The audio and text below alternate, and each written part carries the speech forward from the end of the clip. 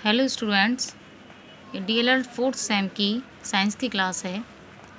आज की क्लास में हम मेंडलीव की आवर्त सारणी में संशोधन इस टॉपिक को पढ़ेंगे। इससे पहले वाली वीडियो में आपने मेंडलीव की आवर्त सारणी के दोष पढ़े थे। आज हम संशोधन पर चर्चा करेंगे। वैज्ञानिक मोज़ले ने एक्स विकिरणों के स्पेक्ट्रमों के अध्ययन के द्वारा तत्वों के एक नवीन लक्षण परमाणु क्रमांक का प्रतिपादन किया। वैज्ञानिक ने यह कि यदि तत्वों को उनके परमाणु क्रमांकों के बढ़ते क्रम में व्यवस्थित किया जाए तो मेंडलीव की प्रारंभिक आवर्त सारणी की अनेक दोष दूर हो जाते हैं। ठीक है, तो वैज्ञानिक ने यह पाया कि तत्वों को उनके परमाणु क्रमांक के बढ़ते क्रम में व्यवस्थित किया जाए तो मेंडलीव की जो प्रारंभिक आवर्त सारणी है उसके अनेक दोष दूर हो जाते हैं। ठीक है, इस आधार पर मेंडलीव द्वारा प्रतिपादित आवर्त नियम में संशोधन करके आधुनिक आवर्त नियम निम्नवत प्रस्तुत किया। तो आधुनिक आवर्त नियम क्या है? तत्वों के भौतिक एवं रासायनिक गुण उनके परमाणु क्रमांकों के आवर्ती फलन होते हैं। ठीक है, भौतिक और रासायनिक गुण हैं उनके परमाणु क्रमांकों के आवर्ती फलन होते हैं। इस नियम के आधार पर मेंडलीव की आवर्त सारणी में संशोधन किया गया। इसके अतिरिक्त सारणी में अक्रिय गैसों का एक नया वर्ग शून्य वर्ग जोड़ा गया। ठीक है, तथा दुर्लभ मृदा तत्वों एवं एक्टिनाइड तत्वों के स्थान निर्धारित किए गए। तो जो नई आवर्त सारणी आई मेंडलीव की, उसमें अक्रिय गैसों का एक नया वर्ग शून्य वर्ग को और जोड़ दिया गया। ठीक है, और दुर्लभ मृदा तत्व हैं और एक्टिनाइड तत्व उनको भी स्थान दे दिया गया, एक स्थान उनका निर्धारित कर दिया गया। अब मेंडलीव की संशोधित आवर्त सारणी के लक्षण क्या थे? मेंडलीव की आवर्त सारणी को 7 श्रेणियों में, जिन्हें आवर्त कहते हैं। ठीक है, तो क्वेश्चन आ जाता है कि मेंडलीव की आवर्त सारणी में कितने आवर्त हैं? तो 7 हैं। ठीक है, 7 आवर्त हैं और 9 स्तंभों में जिन्हें वर्ग अथवा समूह कहते हैं। 9 स्तंभ। ठीक है, तो वर्ग अथवा समूह, वर्ग कितने हैं? 9 हैं। तो मेंडलीव की जो संशोधित आवर्त सारणी है उसमें आवर्त आपके 7 हैं और वर्ग 9 हैं। वर्गों तथा उपवर्गों की विशेषताएं क्या हैं इस सारणी में? 0 से 8 तक कुल 9 वर्ग होते हैं। मतलब शून्य वर्ग भी इसमें ऐड हो गया है। पहले तो 8 ही थे, पहले 8 वर्ग थे, तो अब शून्य वर्ग भी आ गया, तो इसको मिलाकर कितने वर्ग हो गए? 9 वर्ग हो गए। प्रत्येक वर्ग की वर्ग संख्या अपनी विशिष्ट संयोजकता को प्रकट करती है।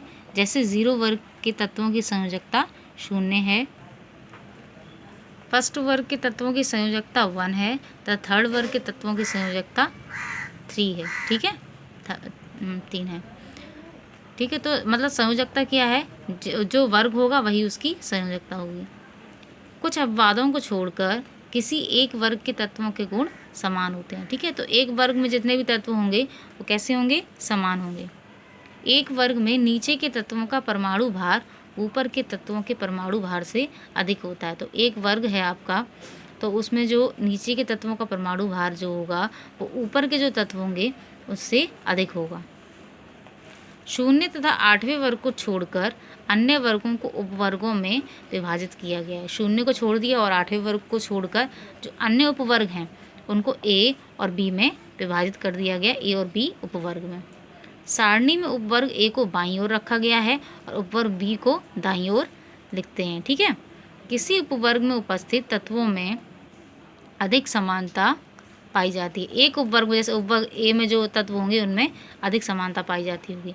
ये तत्व दूसरे उपवर्ग में उपस्थित तत्वों से भिन्न होते हैं। ठीक है, तो उपवर्ग ए में जो तत्व होंगे वो उपवर्ग बी के तत्वों से काफ़ी भिन्न होंगे, लेकिन उपवर्ग ए के जो जितने भी तत्व होंगे वो आपस में काफ़ी समान होंगे। ठीक है, विभिन्न समूह में उपस्थित तत्व सामान्य, संक्रमण, दुर्लभ मृदा तथा एक्टिनाइड हो सकते हैं। तो विभिन्न समूह जो तत्व होते हैं वो सामान्य भी हो सकते हैं, संक्रमण भी हो सकते हैं, दुर्लभ मृदा तथा एक्टिनाइड हो सकते हैं। आधुनिक आवर्त सारणी में बी उपवर्ग के तत्व, आधुनिक जो आवर्त सारणी है उसमें बी उपवर्ग के तत्व आपके संक्रमण तत्व कहलाते हैं और उपवर्ग ए के जो तत्व हैं वो सामान्य तत्व कहलाते हैं। ठीक है, तो अब ये जो आपकी वर्ग हैं, जो ये वर्ग की जो पॉइंट्स थे, वर्ग उपवर्ग की जितनी विशेषताएं थीं ये हम एक जो मेंडलीव की संशोधित आवर्त सारणी है उससे समझते हैं, तो ये पॉइंट्स आपको क्लियर होंगे। ये है मेंडलीव की संशोधित आवर्त सारणी, ठीक है। तो इसमें आपको कितने वर्ग दिख रहे हैं? वर्ग इसमें 8 हैं, लेकिन शून्य को मिलाकर कितने हो गए? 9। तो आधुनिक जो आवर्त सारणी है आपकी संशोधित आवर्त सारणी, इसमें कितने वर्ग हो गए? 9। और आवर्त कितने हैं? 7, ठीक है। कितने आवर्त हैं? 7। जो प्रथम 3 आवर्त होते हैं वो कैसे होते हैं? लघु।